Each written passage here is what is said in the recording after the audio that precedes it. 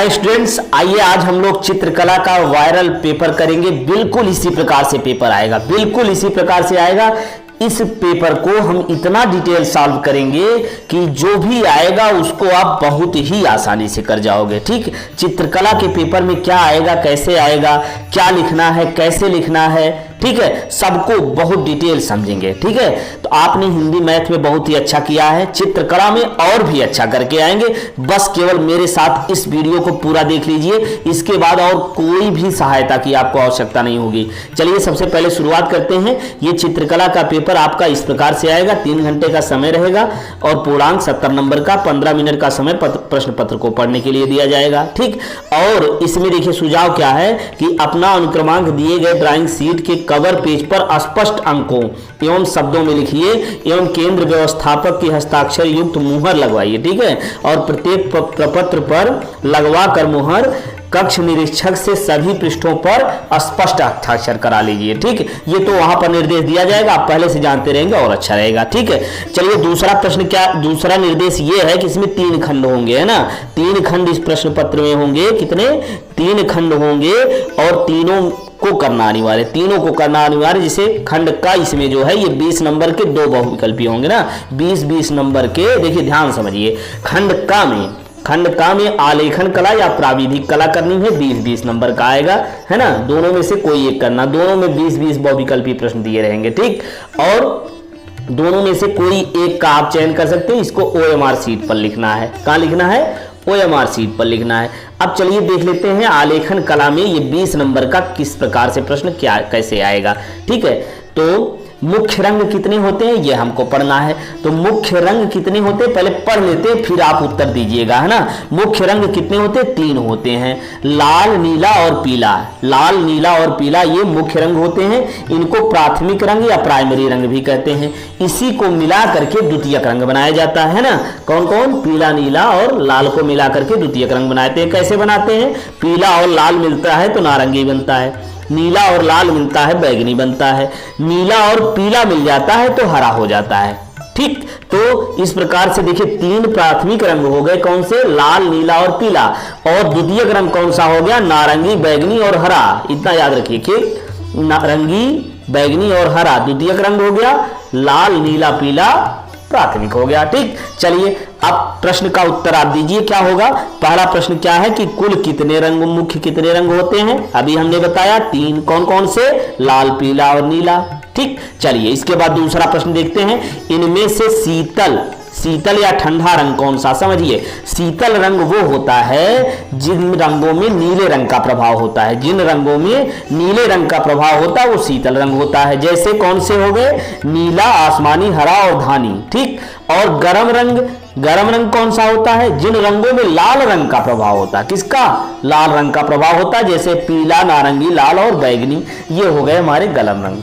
ठीक, अब इसका उत्तर आप दीजिए कि शीतल रंग कौन सा है। अभी हमने बताया कि जिसमें नीले रंग का प्रभाव होता, देखिए कौन सा? हरा, यानी पहला वाला ऑप्शन सही हो जाएगा।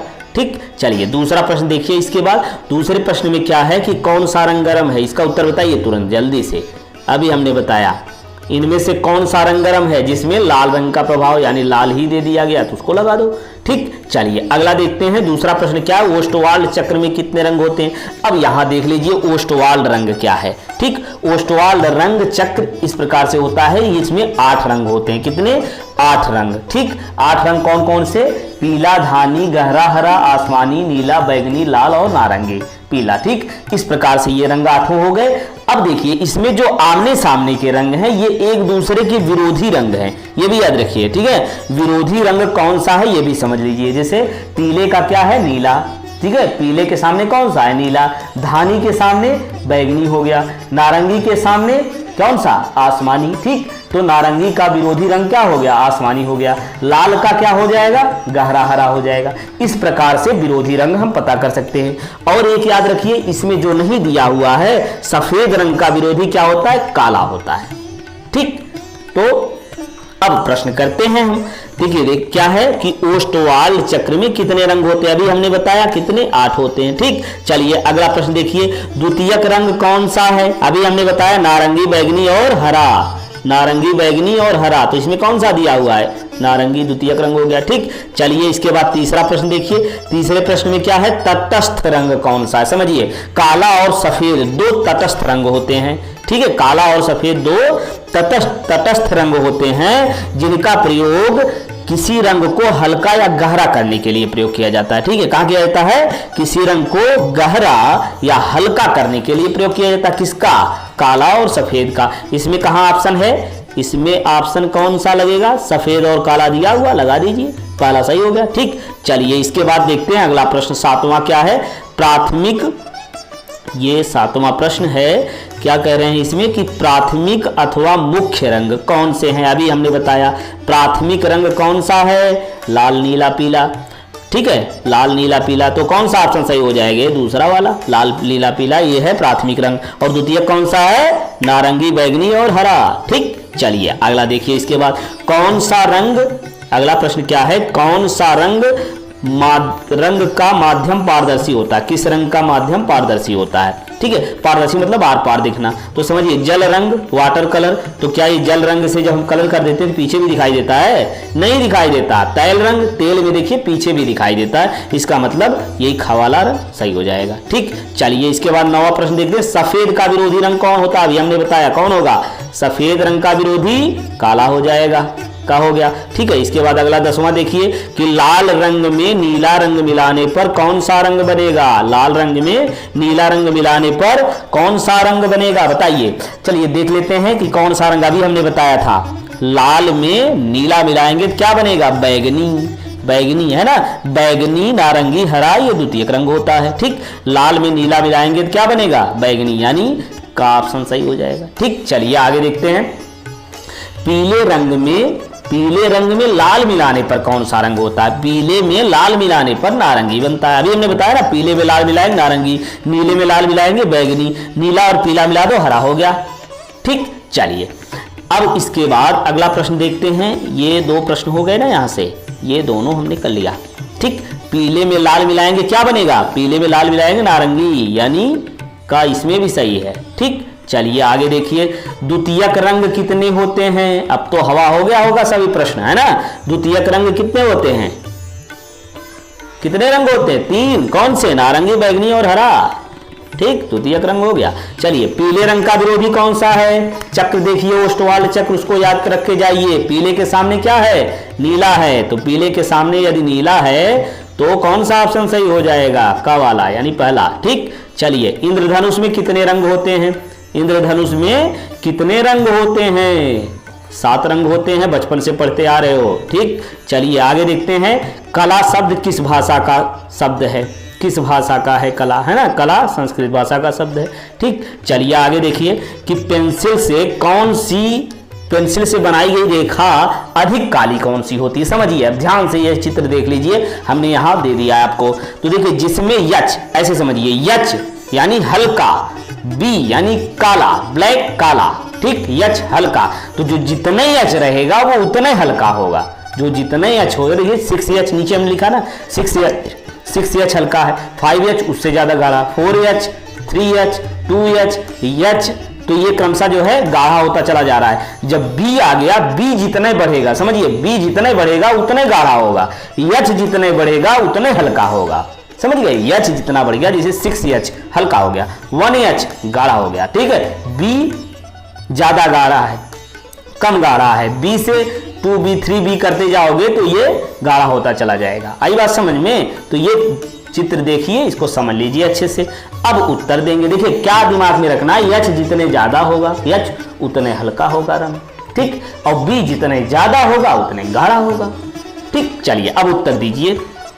कौन सा प्रश्न अभी हमने किया, पेंसिल से बनाई गई रेखा अधिक काली कौन होगी, बताइए। देखिए, यच जहां जहां देखिए, एक पहले वाले में केवल बी लिखा, 2B लिखा हुआ है, तो यही सबसे ज्यादा काला होगा, है ना। चलिए आगे देखिए, इसके बाद कौन सी, 17वां प्रश्न क्या कह रहे हैं कि कौन सी पेंसिल से बनाई गई रेखा हल्की होगी। अब बताइए, चलिए हल्की किसमें होगी, जिसमें यच जितने ज्यादा होगा। देखिए, का में 2H लिखा है, फिर HB, 2B, 4B लिखा है, तो सबसे कम हल्की कौन सी हो जाएगी, 2H। इसी ऑप्शन में एक उत्तर और बताइए, इसी ऑप्शन में सबसे काली कौन सी होगी रेखा, ना, कौन सी होगी बताइए, 4B है ना, सबसे काली। तो इसमें सबसे हल्की पूछा यानी पहला वाला सही हो जाएगा।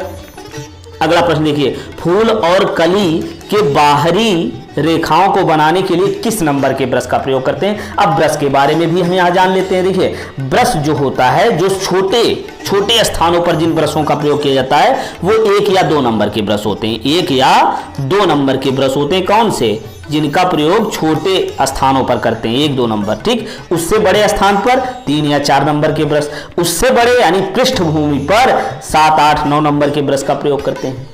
आई बात समझ में। तो अब यहां से इस प्रश्न का उत्तर आप दीजिए, फूल और कली के बाहरी रेखाओं को बनाने के लिए किस नंबर के ब्रश का उपयोग करना चाहिए। ये फूल कली के बाहरी भाग, तो बाहरी भाग को बहुत सावधानी से बनाना होता है, बहुत सावधानी से बनाना होता है कि वो बाहर न निकल जाए, है ना। तो इसके लिए पतला ब्रश लगेगा यानी 2 नंबर वाला, समझ गए। चलिए अगला देखिए, बनावट की दृष्टि से आलेखन कितने प्रकार के होते हैं। अब देखिए आलेखन का वर्गीकरण 2 प्रकार से होता है, इसको अच्छे से समझ लीजिए।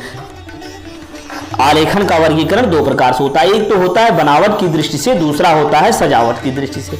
बनावट की दृष्टि से 4 प्रकार का, सजावट की दृष्टि से 5 प्रकार के होते हैं, ठीक। अब बनावट की दृष्टि से चारों प्रकार कौन सा है, प्राकृतिक आलेखन, जिसका उपयोग पेड़ पौधे, पत्तियों, फूलों, कलियों आदि को या आदि प्राकृतिक वस्तुओं को संयोजन में किया जाता है, ठीक। और दूसरा अलंकारिक आलेखन। अलंकारिक आलेखन ये वस्तुओं को अधिक से अधिक सुंदर बनाने के लिए किया जाता है, वस्तुओं को अधिक से अधिक सुंदर बनाने के लिए किया जाता है। इसमें प्राकृतिक वस्तुओं के वास्तविक आकार पर बिल्कुल ध्यान नहीं दिया जाता। वास्तविक आकार क्या, इससे नहीं मतलब अलंकार सुंदर रहना चाहिए, ठीक। चलिए अब तीसरा जो है बनावट के आधार पर, तीसरा ज्यामितीय आलेखन। ज्यामिति देखिए इसमें नाम में ही है, ज्यामितीय यंत्र जैसे पेंसिल, स्केल, चांदा प्रकार, है ना, आदि की सहायता से जो आलेखन बनाए जाते हैं। जैसे क्या हो गया, जैसे त्रिभुज में, वर्ग में, वृत्त में आदि चीजों में, ठीक है। तो ये हो गया ज्यामितीय आलेखन।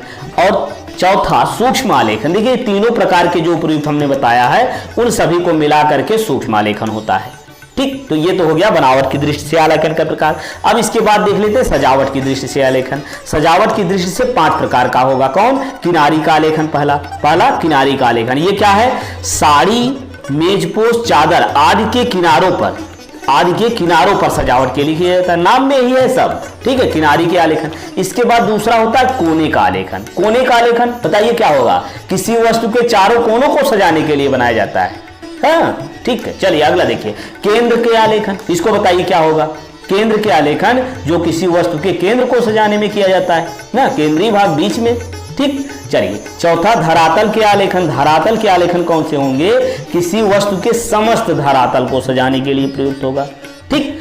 अब मुख पृष्ठ आलेखन, ये क्या होता है, किसी पुस्तक या डायरी, पत्रिका आदि के मुख पृष्ठ को सजाने के लिए इसका प्रयोग करते हैं, ठीक। तो इस प्रकार से बनावट 4 प्रकार के और सजावट 5 प्रकार के। बनावट में कौन सा, प्राकृतिक, अलंकारिक, ज्यामिति, सूक्ष्म, और सजावट की दृष्टि से कौन सा हो जाएगा, ये हमारा हो गया किनारी, कोने, केंद्र, धरातल और मुख पृष्ठ, ठीक। चलिए अब उत्तर दीजिए फटाफट।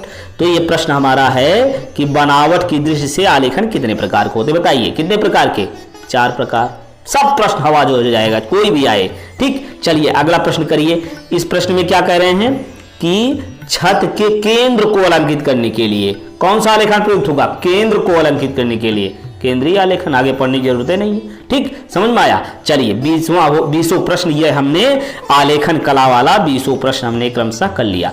अब आलेखन यदि आप नहीं करना चाहते हैं, कठिन लग रहा है, जिनको गणित थोड़ा भी आती है वो प्राविधिक कला बहुत आसानी से कर जाएंगे। चलिए देखते हैं प्राविधिक कला में पहला क्या है कि समबाहु।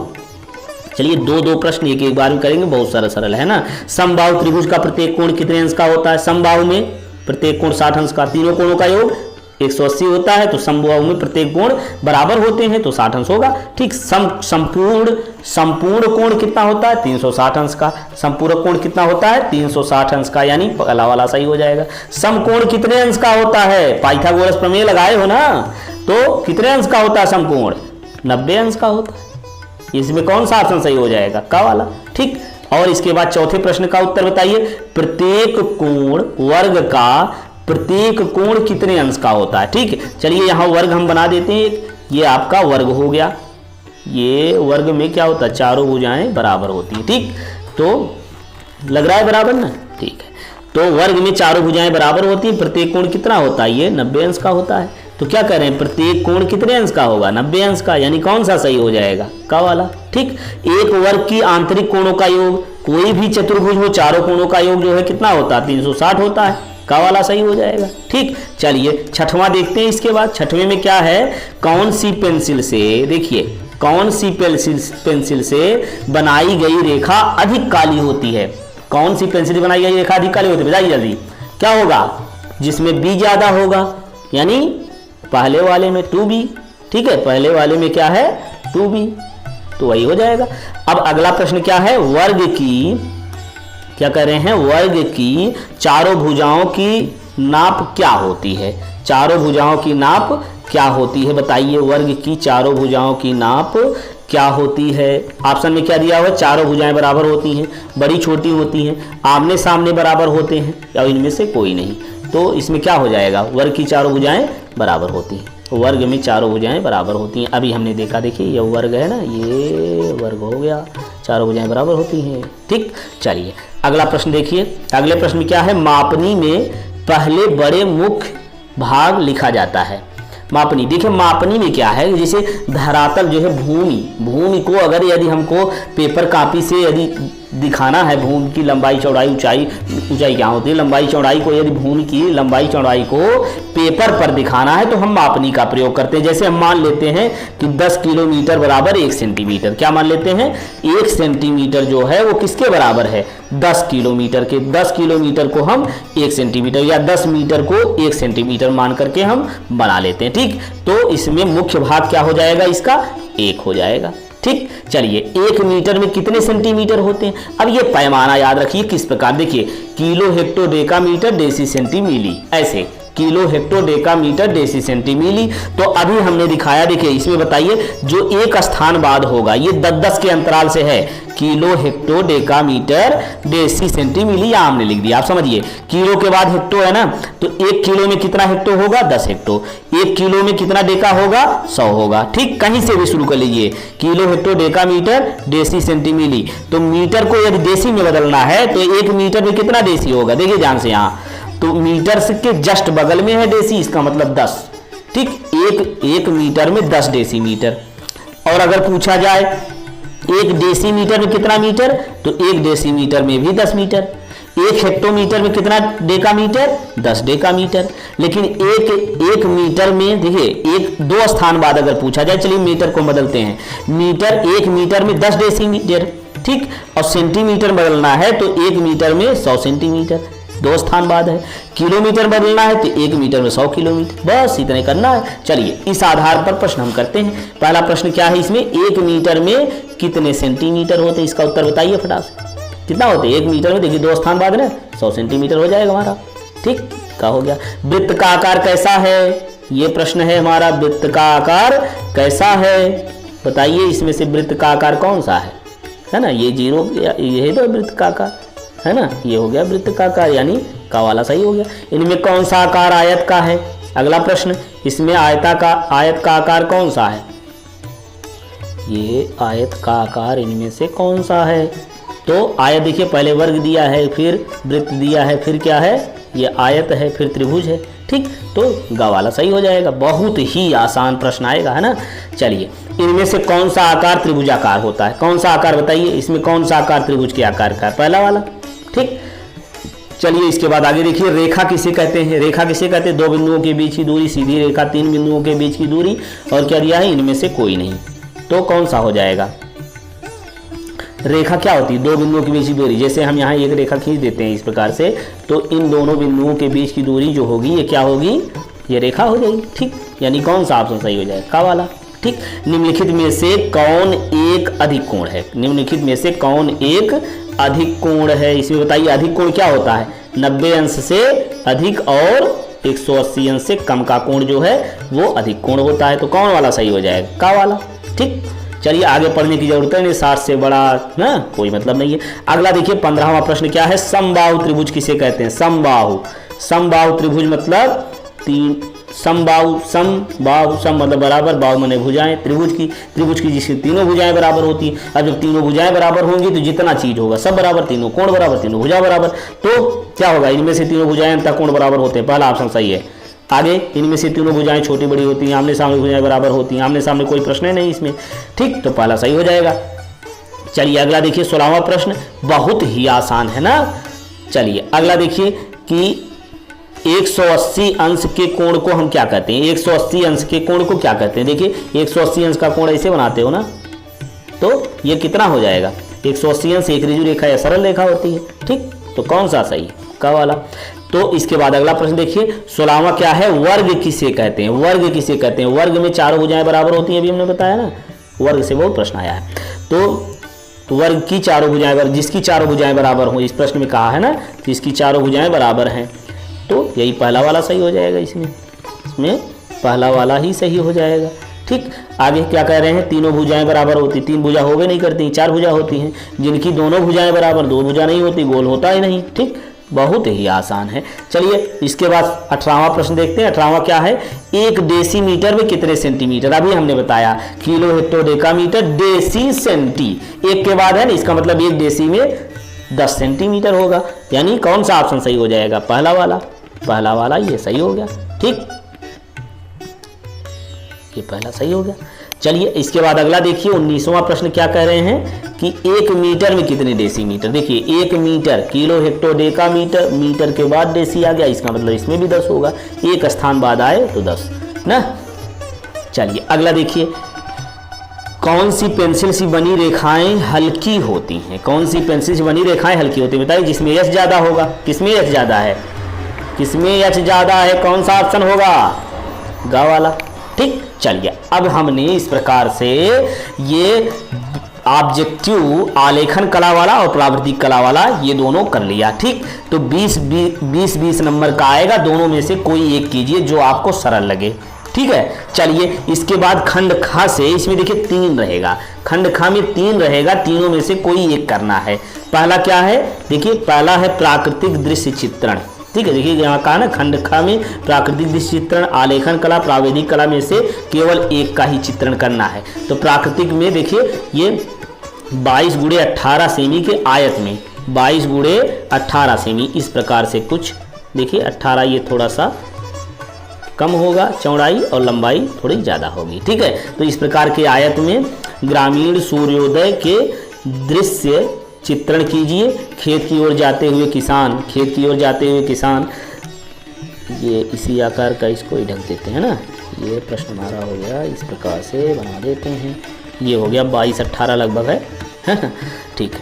तो इसमें किसान के जाते हुए चित्र करना है, आकाश में कुछ पक्षी हैं, ठीक है, ये प्राकृतिक चित्र है। इस प्रकार से आपको घास चरती हुई गाय का चित्र बनाइए। चित्रांकन वाटर कलर पेस्टल रंगों का प्रयोग करें। चित्रांकन करते समय निम्नलिखित बातों का ध्यान देना। देखिए क्या ध्यान देना है, सही संरचना और परिप्रेक्ष्य में 10 नंबर का ये होगा। संयोजन आप किस प्रकार से करते हैं, इसका 5 नंबर मिलेगा।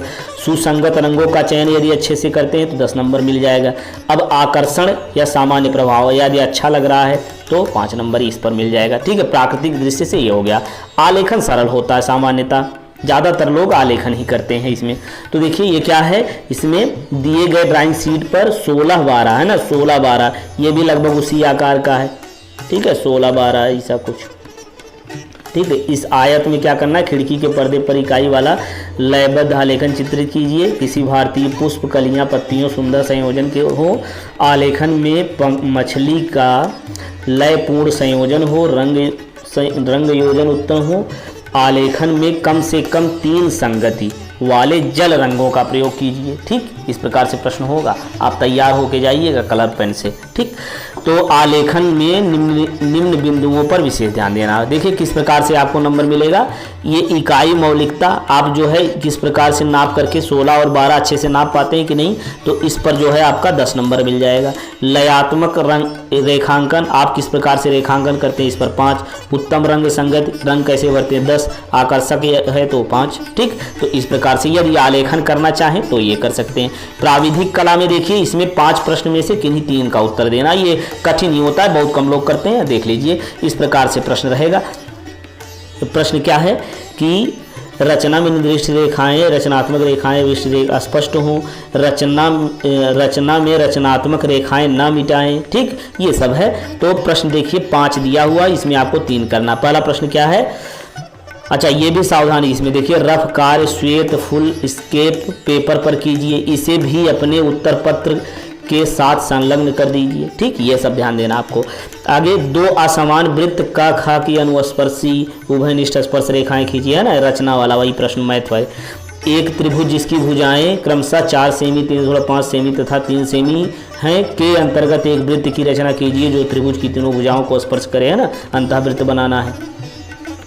आगे क्या है कि एक समद्विबाहु त्रिभुज बनाइए जिसके प्रत्येक कोण 50 अंश का हो, इसके अंतर्गत एक अर्धवृत्त की रचना कीजिए, है ना।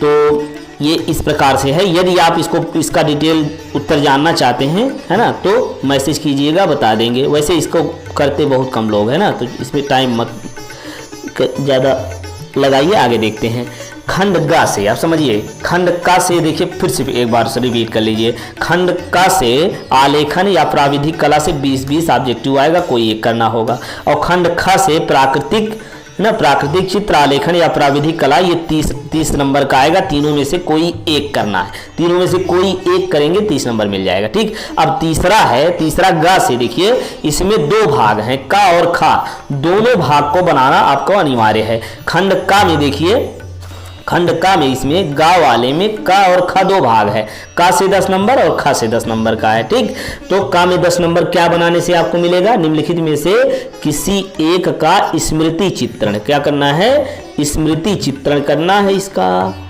तो स्मृति चित्रण में किस प्रकार से करना है, पेंसिल के माध्यम से बनाइए, चित्र की माप 15 सेमी से कम ना हो। ठीक, इसमें आप क्या बना सकते हैं, इनमें से कोई एक बनाना है ना, निम्नलिखित में से किसी एक का स्मृति चित्रण करना है। तो कोई एक, आप ये पत्तियों सहित आम बना लीजिए, पत्तियों सहित अनार बना लीजिए, पत्तियों सहित मूली लौकी या जो भी आ रहा है आप इसमें से बना लीजिए। ठीक, अब ये तैयार करके जाइए, इसमें से कोई ना कोई निश्चित रूप से आएगा। क्या, पत्तियों सहित आम, पत्तियों सहित अनार, पत्तियों सहित मूली लौकी। ठीक है, ये सब तैयार कर लीजिए। अब इसके बाद इसमें देखिए रेखा आप किस प्रकार से खींचे, 4 नंबर पर, आकृति अनुरूपता किस प्रकार से 6 नंबर, टोटल 10 नंबर का ये का वाला हो गया ना। 5 में से कोई एक ही करना है, 4 में से इसमें से कोई एक ही करना है। चलिए इसके बाद खा वाले में क्या है, ये खा में आपका ये भी 10 नंबर का होगा।